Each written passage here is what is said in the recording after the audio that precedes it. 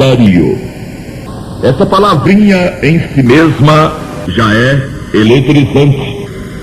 Não é uma palavra comum, decididamente não é. O imaginário humano sempre arranja uma explicação para aquilo que é inacessível à razão, como a própria palavra define. Mas enquanto existe o mistério, não há explicação que explique. Porque só quando o mistério é explicado ou exposto, deixa de ser mistério. O plano de Deus para a salvação de pecadores sempre vai parecer mistério para muitos. É muito para eles a compreensão completa daquilo que o Altíssimo engendrou em favor de miseráveis, que sem esse favor estariam perdidos para sempre. É miserável a miserável situação de quantos estão passando pela vida no corpo e travando uma luta insana e inglória contra a própria natureza carnal, tentando modificá-la, tentando amansá-la, tentando reformá-la, para que fique pelo menos parecida com aquilo que a lei e a vontade santa do Altíssimo exigem do ser humano. É miserável quanto mais o tempo passa, mais os que são sinceros admitem estarem ficando cada vez mais distantes do tal ideal. É porque não dá mesmo. A carne é isso que a carne é, sempre de tendência maligna. E quem tenta se salvar andando com os próprios pés o faz confiando na carne, é lógico. E não é por isso que nunca tem certeza de nada. Dá para imaginar o que existe agora, neste exato momento, de religiosos no Hades.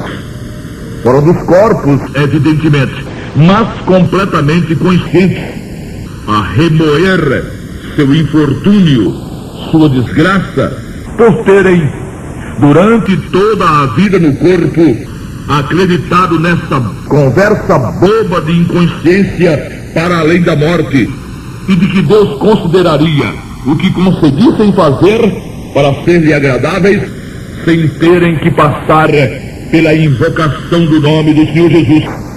Acabou dando tudo errado. Mas o que aconteceu? Seria ou teria sido o plano estabelecido por Deus, um mistério tão misterioso que eles não conseguiram entender?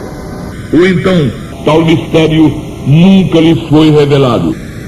Em que realmente consiste o mistério do Evangelho de que falou o apóstolo Paulo, principalmente na Epístola aos Colossenses?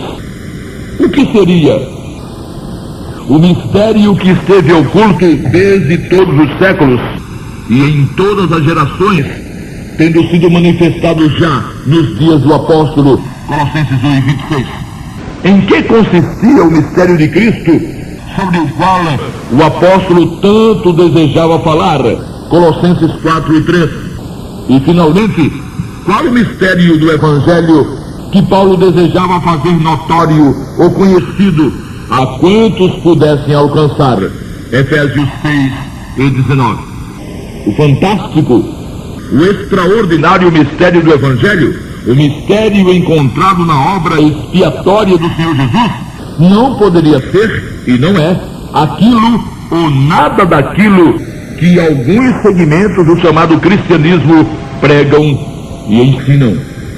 Qual o mistério, por exemplo, em alguém ser salvo por ser bom?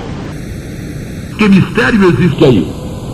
Que mistério existe na pregação de uma salvação através de boas obras ou de perseverança? Quem chegasse a praticar boas obras ininterruptamente teria mesmo que ser salvo, e por méritos, com aplausos, com louvor. Qual o mistério que existiria na salvação de um guardador da lei? Guardador mesmo, como Jesus foi. Qual o mistério? O mistério de Cristo foi para os remidos que já estão dentro do plano de Deus e continua sendo, para os que ainda estão do lado de fora, o poder e a eficácia do sangue por ele derramado. Não haveria, como temos visto, mistério algum em Jesus como mestre. Ele ensinaria, ou teria ensinado, as pessoas aprenderiam, seguiriam seus ensinamentos e pronto, tudo resolvido. Jesus, amigo, Jesus na carne e outros tipos com que caricaturaram o Senhor, também resolveriam. Não é assim que as coisas são? Não existe um tipo de Jesus para cada necessidade de tudo quanto é gente? Permanece sim um mistério, mas só para os que ainda não puderam usufruir da certeza inabalável de vida eterna. Para esses, tudo é mistério. Enganados pelos dogmas religiosos, por doutrinas com aparência de verdade, achando que o fato de ser sua religião, uma religião secular, oferece alguma garantia de autenticidade de verdade, acham mistério onde mistério não existe e desprezam o mistério da salvação gratuita para pecadores ímpios. É dramático.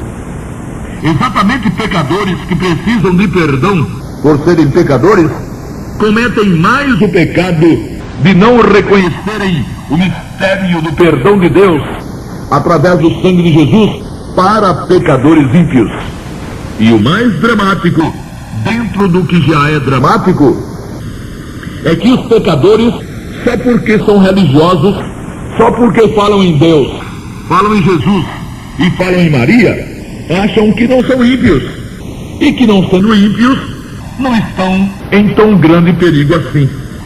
E o mais esquisito nisso tudo é que tudo quanto é religioso não se sente ímpio, mas não consegue ter certeza de salvação nunca. Ora, se alguém não é ímpio, não é pecador. E se não é pecador, então é santo. E sendo santo, nem mesmo precisa de salvação, pois vive em permanente estado de graça e de inocência. Por que então tudo quanto é templo anda superlotado de pessoas pedindo perdão a torto e a direito? E pessoas existem, e não são poucas, que vão mais além. Não só pedem perdão a Deus todo dia, como pedem também que tudo quanto é santo rogue por elas, até mesmo na hora da morte. Por que isso? Se não se consideram ímpias, todo homem sabe, bem lá no íntimo, que moralmente não tem como se ajustar perfeitamente à justiça de Deus. Alguns até deixaram de viver, deixaram de usufruir de coisas legítimas da vida para ver se conseguiam chegar mais perto do Todo-Poderoso. São os que mais pedem perdão e misericórdia a Deus. Sentem-se perdidos. E tão perdidos que são mais religiosos que os demais. Recorreram à clausura, ao isolamento, para se dedicarem a intermináveis rezas e orações. E cada vez se sentem mais distantes da perfeição e do merecimento. Muitos desses vivem de Bíblia à mão. Infelizmente, porém, como não a honram e não a têm como a legítima e única revelação de Deus aos homens, não puderam ainda perceber o fantástico mistério, o segredo de fato incompreensível para a mente humana do perdão total e definitivo de Deus. Perdão que é capaz de atingir até o mais odiento e mais ímpio dos pecadores. Todo o plano salvífico girou em torno desse mistério, mas o mistério foi revelado, deixou de ser mistério. Sendo, no entanto, o que é, ainda é tratado pelo remido reverente como se permanecesse como mistério, a graça revelada de Deus. Os judeus ficaram enfurecidos ao serem colocados frente a frente com ele, com esse mistério, com essa graça. Os gregos de então, entre os quais viviam os filósofos, devem ter achado graça na graça de Deus, na proposta de Deus, perdoar ímpios que mereciam e merecem castigo sem clemência.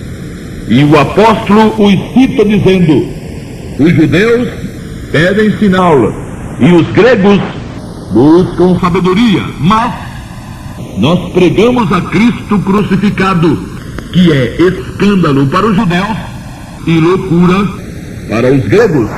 1 Coríntios 1, 22 e 23. O que é mistério para Deus é escândalo para os judeus e é loucura para os gregos ou para os não-judeus. Lógico, para qualquer religioso, é primeiro merecer, para depois obter. E todo religioso que se preza tenta merecer. Merecer guardando o sábado ou o domingo, merecer sendo devoto de Maria, merecer pagando o dízimo, merecer perseverando, merecer fazendo qualquer coisa que suponha merecimento. Enquanto o lógico para Deus é confiar. E além de tudo, confiar no mistério que é o santo e perfeito Criador perdoar o homem pecador ímpio. Os judeus pediam sinal por não acreditarem na conversa dos apóstolos. Como ia ser possível um pecador sujo no pecado até a medula ser totalmente perdoado e aceito pelo Senhor Deus, pelo Deus de Israel, intransigente como é com as falhas, capaz de permitir o cativeiro babilônico e as atrocidades de Antíoco Epifânio exatamente em função de falhas do povo da promessa. Isso estava fora de qualquer lógica, e estava mesmo. Isso era um escândalo, e era mesmo. Os gregos então achavam uma loucura. Essa conversa do apóstolo Paulo e dos outros homens de Deus não passava para eles de perfeita loucura. Os grandes filósofos de antes, Sócrates, Platão, Aristóteles, etc., concebiam sim, ou haviam concebido, a existência de uma existência além da matéria. O problema era de que forma seria essa existência, pois o conceito filosófico era e sempre foi o conceito do receber por merecer.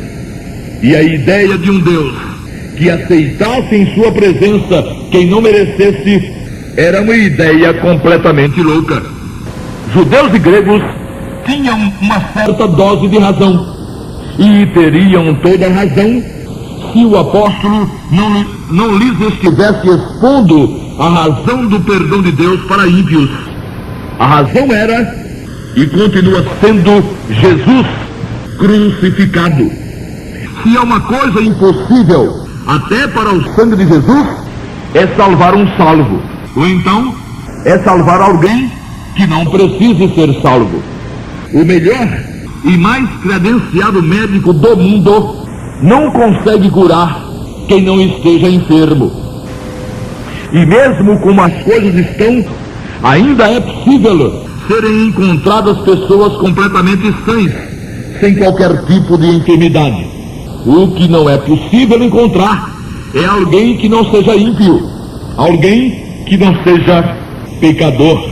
Isso, obviamente, entre os que já assumiram sua volição, seu domínio próprio, sua responsabilidade, e que já são considerados por Deus como responsáveis moralmente, porque os não imputáveis nem mesmo podem ser ímpios, ainda que o queiram. O sangue de Jesus é a razão do mistério do perdão. O perdão em si mesmo é um absurdo, de fato. Quem errou deve pagar por seu erro. A lei do talião é simples e justa. Não fica devendo nada a ninguém, mas também não absolve ninguém. Errou, pagou. E se Deus não fosse tão justo quanto qualquer filosofia do mundo exige como justiça, seria melhor ter um filósofo por Deus.